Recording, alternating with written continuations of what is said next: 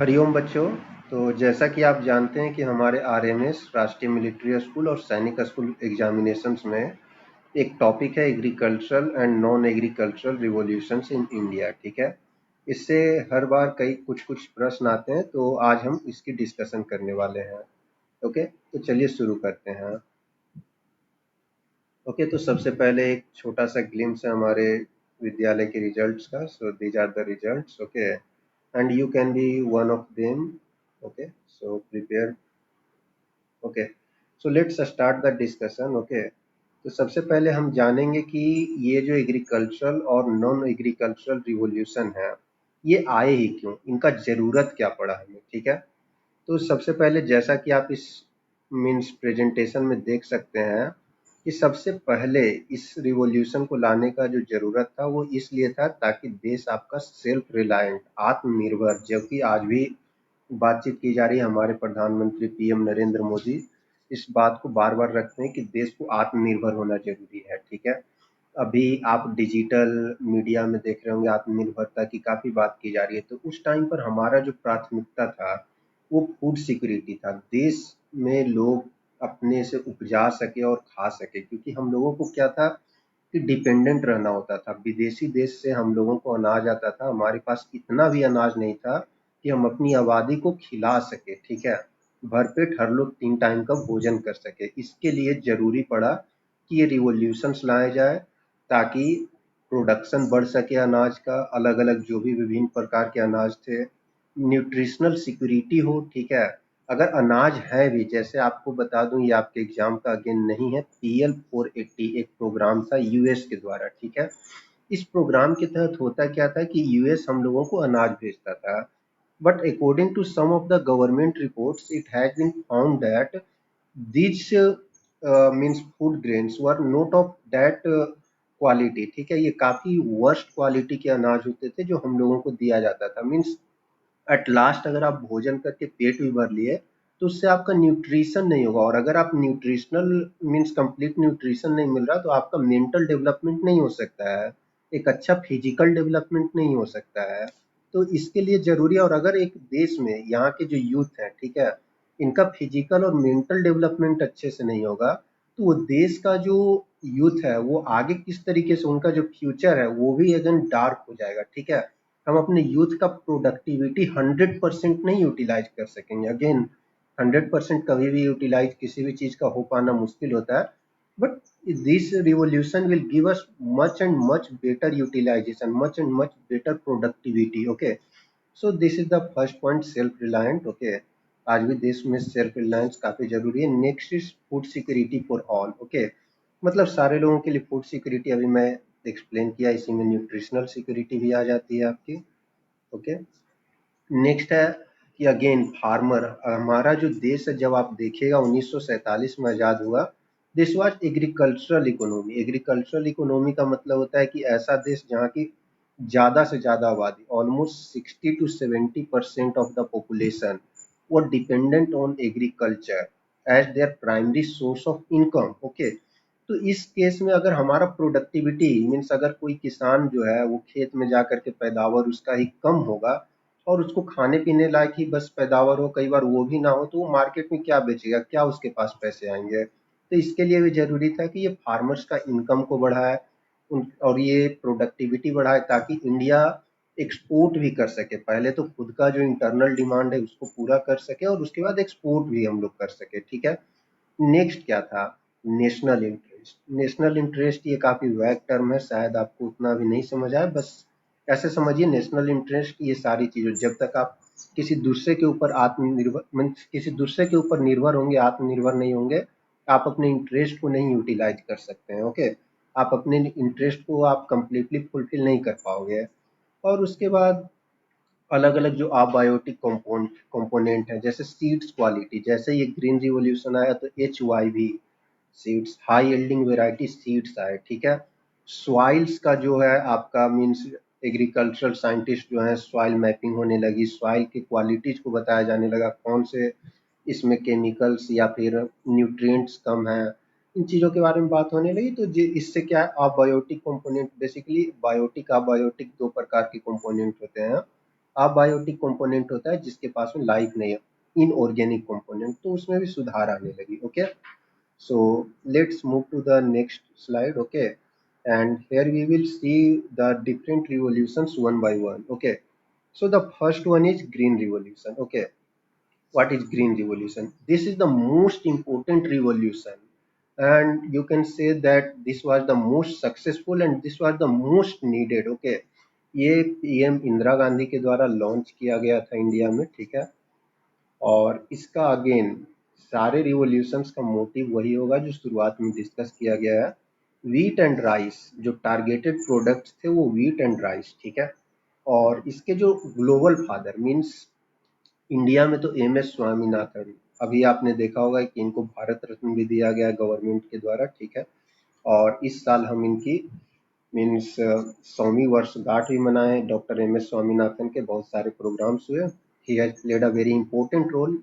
Okay, so the global father was Mexican scientist Norman Borlaug. Okay, he was Mexican and MS Swaminathan was associate of him. Okay, so इसमें जो areas थे वो कौन से areas थे? Punjab, Haryana, okay, Punjab की spelling यहाँ गलत है, PUNJAB, ओके, आप करेक्ट कर लेना, एंड वेस्टर्न यूपी, ठीक है।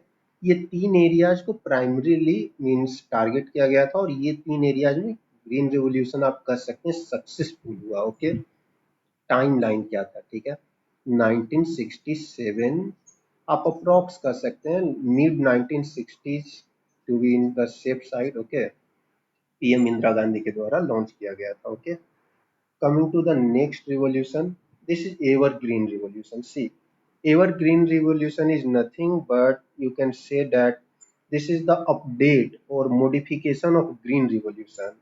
बेसिकली जब ग्रीन रिवॉल्यूशन को मीन्स स्टार्ट किया जाता है तो इसके काफ़ी ज़्यादा निगेटिव्स भी पाए जाते हैं। जैसे ग्रीन रिवॉल्यूशन में क्या होता है कि वीट और राइस, ठीक है, जैसा कि आप राइस के बारे में जानते हैं, it is water intensive crop. Okay, means इसकी पैदावार में हमें पानी की अत्यधिक ज़रूरत होती है।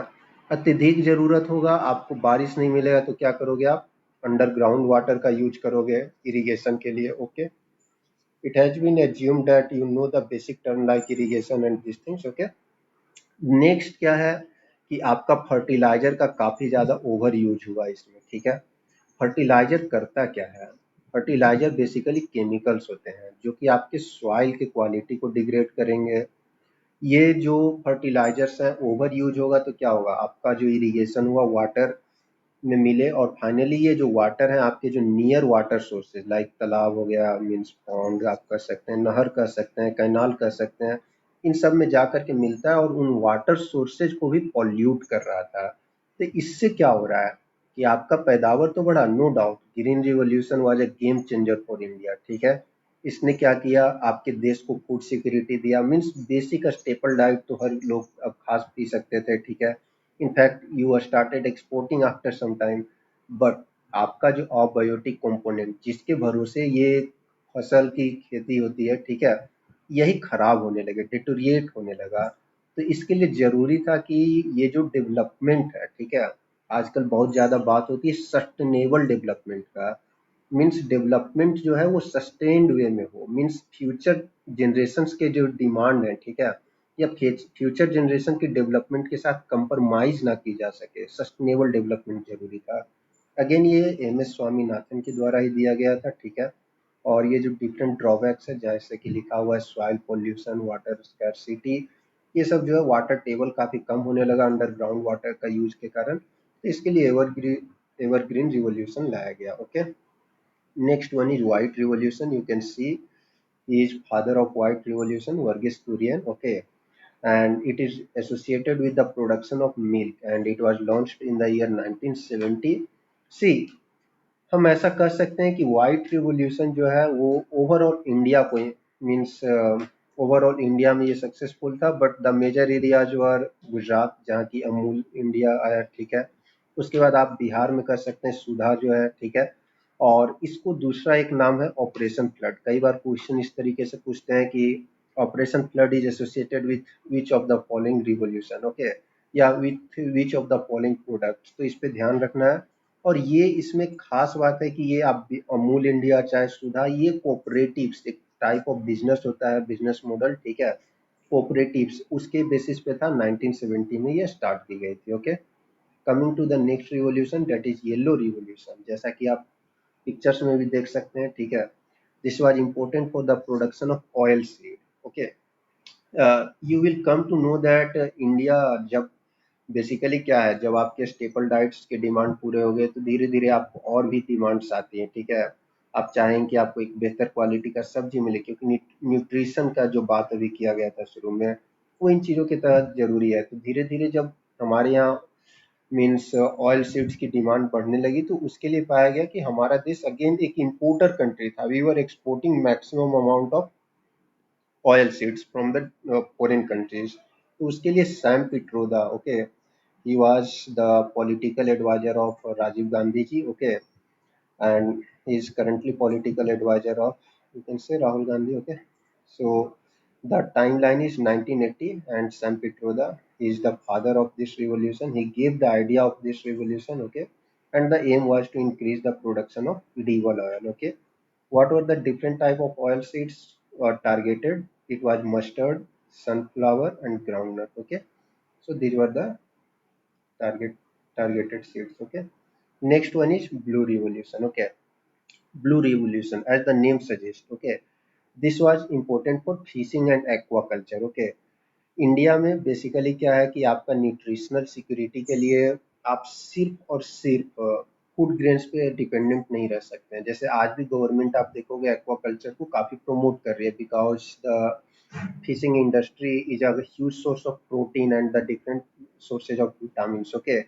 So it is also important for means nutritional security. It is also important for as an export industry, because the बहुत सारे आप विदेशी देशों में फिशिंग इंडस्ट्री की काफ़ी ज़्यादा डिमांड है, ओके।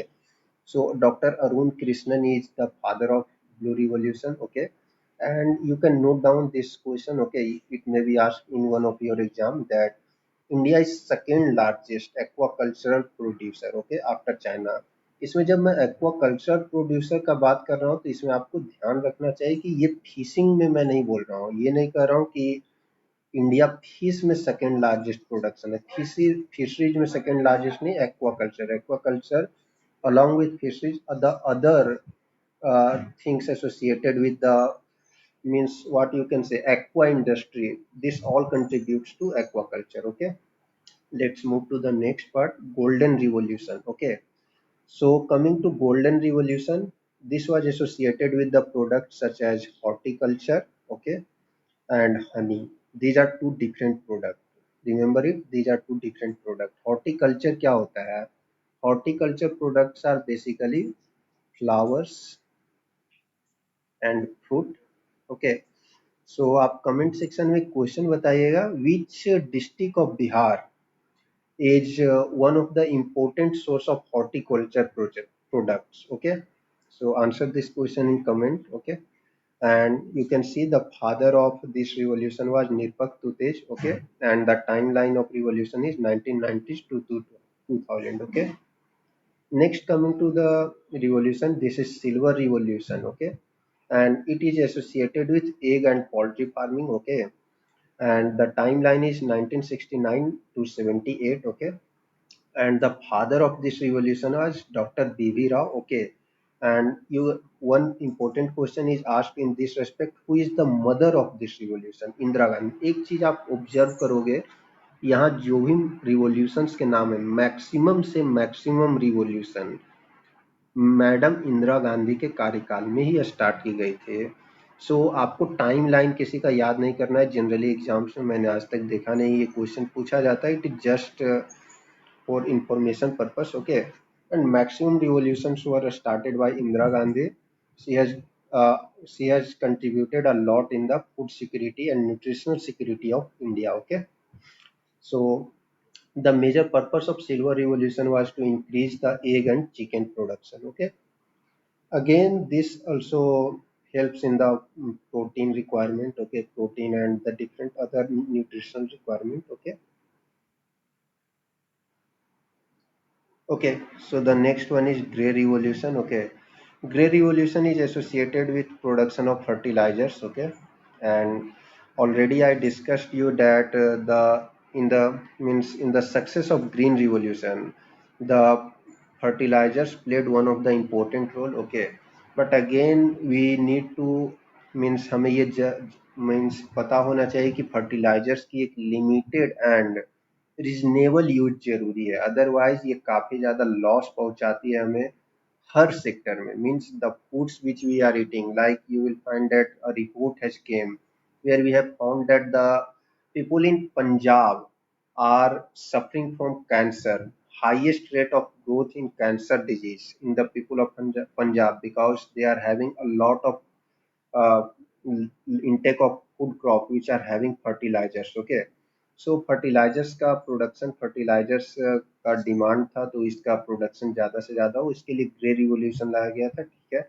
और बेसिकली ये जो हमारा आपको बात किया गया है इसमें कि ग्रीन रिवॉल्यूशन में जो ओवर यूज ऑफ फर्टिलाइजर्स के कारण जो भी हार्मफुल इफेक्ट्स हुए उन चीज़ों को हमें यहाँ पर समझाने की बात की गई थी, प्रॉपर यूज जरूरी था, इस लेसन को बताया गया. Next one is brown revolution. Okay, what is brown revolution?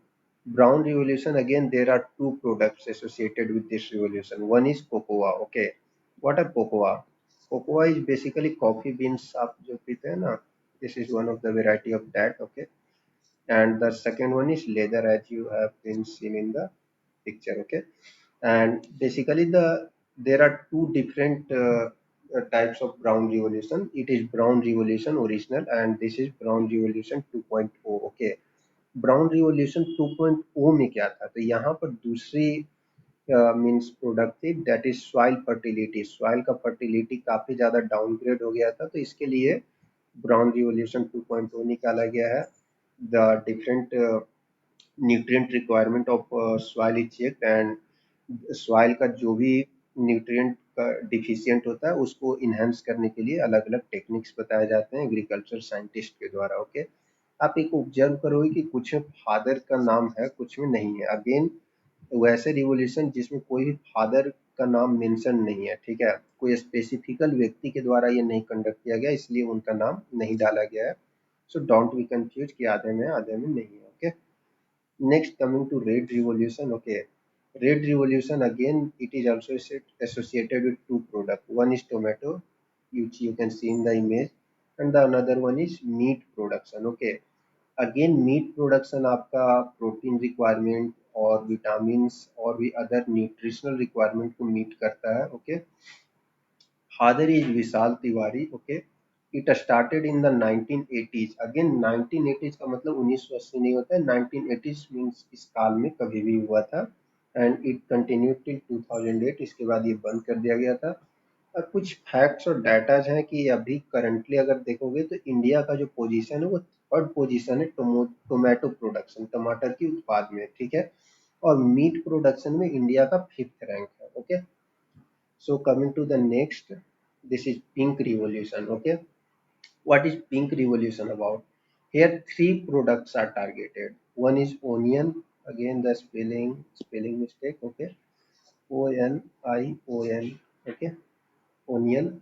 And next one is prawns. Prawns are basically a type of fish. Okay, and next one is pharmaceutical. So it is associated with aquaculture industry, but here specifically prawns को ही target किया गया है. काफ़ी ज़्यादा इसमें nutritional nutritions होते हैं. Okay, father is Durgesh Patel. Okay, and brown के बारे में आप जानोगे कि इंडिया जो है लार्जेस्ट एक्सपोर्टर ऑफ प्राउन्स है. ठीक है, फार्मास्यूटिकल इंडस्ट्री में भी जो जेनरिक मेडिसिन हैं, देखिए दो प्रकार के मेडिसिन होते हैं, एक जेनरिक ड्रग्स होते हैं, ठीक है, और एक ब्रांडेड ड्रग्स होते हैं. तो जेनरिक मेडिसिन जो है उसका प्रोडक्शन में इन context of volume of production of generic medicine, India is the largest producer of generic medicine. Okay, next coming to round revolution, as you can see in the picture, it is associated with potato production. Okay,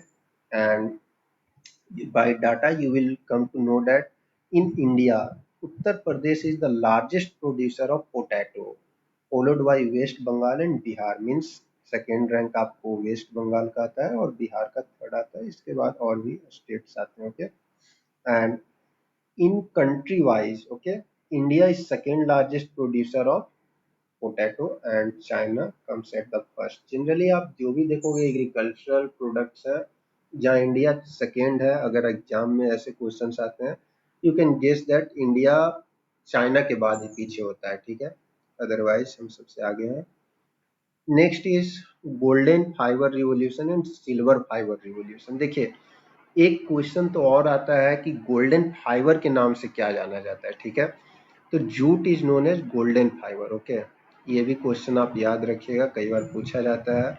और silver fibre का बात किया जाए तो silver fibre is cotton. Okay, this is also known as backbone of textile industry. Okay, cotton is the most important fibre. Okay, so coming to golden fiber revolution first. Okay, so golden fiber revolution is associated with jute production and West Bengal is the largest producing state of India. Okay, here Uzbekistan tops in the production of jute and India is at the fifth position. Okay, next coming to silver fiber revolution, and as the name suggests silver fiber, it is associated with the production of cotton.